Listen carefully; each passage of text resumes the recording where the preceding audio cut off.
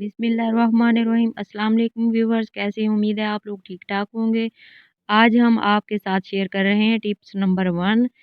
हम लोग जब सब्ज़ी बना रहे होते हैं तो आप लोगों की शिकायत होती है कि हमें जो है सब्ज़ी की जिस तरह हम सब्ज़ी की भुनाई करते हैं तो उसमें हम मेथी वग़ैरह डालते हैं तो उसकी खुशबू नहीं आती। तो मैं आपको बताऊँगी कि हम किस तरह से मेथी को प्याज़ की जिस तरह हम भुनाई कर रहे होते हैं उसमें मेथी को अगर डाल दिया जाए और उसकी अच्छी तरह से भुनाई कर ली जाए, तो इससे ना सिर्फ़ मेथी की बहुत ज़बरदस्त खुशबू आएगी बल्कि देखने में भी बहुत ही ज़बरदस्त लगेगा।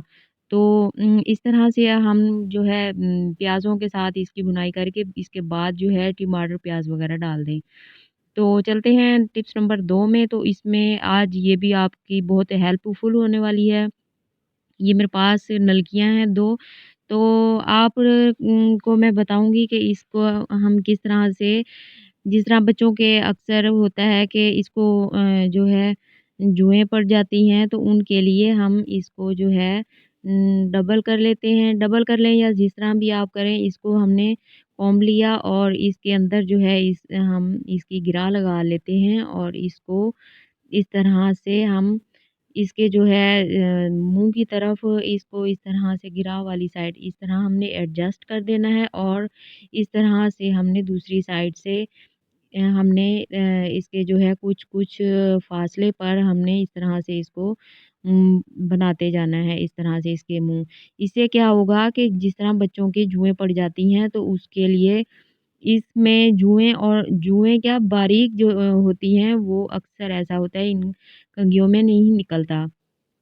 तो इसके लिए फिर हम इस तरह से कर लेंगे तो इससे ना सिर्फ़ बारीक जुएँ और जो दखें वग़ैरह होती हैं और जो लीखें होती हैं वो भी इससे ईज़िली आपकी निकल जाएँगी और आपको शर्मिंदगी भी नहीं होगी। इस तरह से हमने अब इसको पूरा कर लिया है। अब हम दूसरी साइड से भी इसी तरह से ही मोड़ लेंगे और इसी तरह से हम इसको धागे को इस तरह से हम करते जाएँगे। दोनों तरफ से हमने इस तरह से धागे को एडजस्ट कर लिया है। तो इस तरह से हमने बिल्कुल इसी तरह से हमने कर लेना है।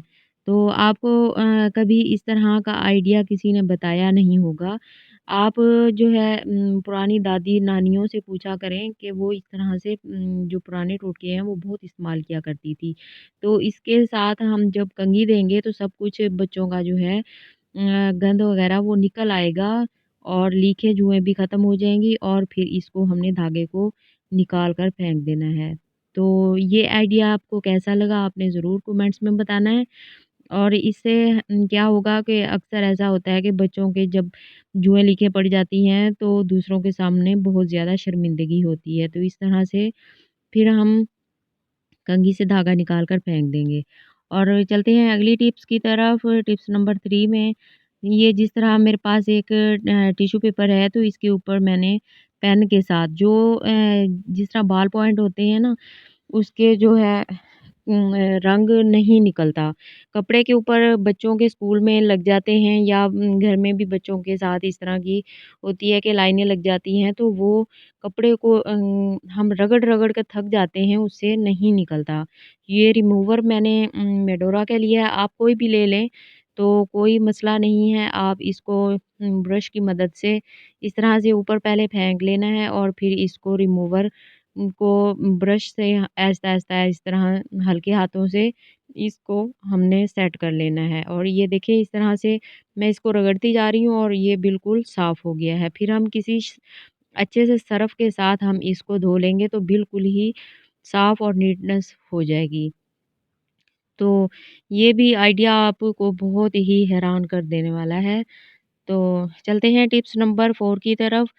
तो ये मेरे पास एक बच्चे की शर्ट है तो ये इसके ऊपर जो है मोनोग्राम लगा हुआ होता है। ये स्टिकर जो है अक्सर इस्त्री के साथ इस तरह से चिपक जाते हैं।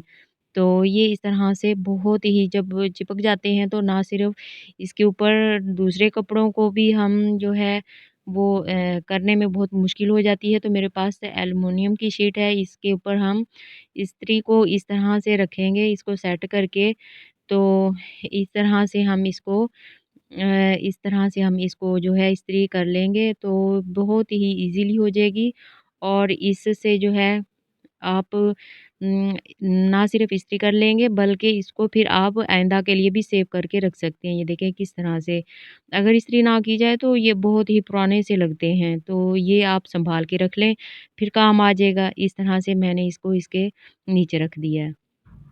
तो टिप्स नंबर 5 की तरफ ये देखिए मेरे पास ब्रेड हैं, तो ये इसको काफ़ी दिन हो गए हैं लेके रखे हुए।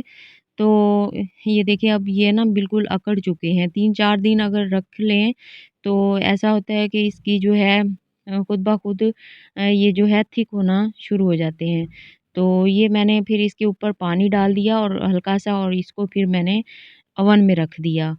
तो टिप्स नंबर 6 की तरफ तो ये मेरे पास पानी ले लिया, इसके अंदर मैंने पत्ती शामिल कर ली 1 चम्मच और इसको मैं 2 से 3 बॉयल तक इसको उबाल लूँगी। और ये जब तक बॉयल आता है तो आप मेरे चैनल को सब्सक्राइब कर लें, लाइक करें, शेयर करें और बेल आइकन के बटन को ज़रूर प्रेस कर लें।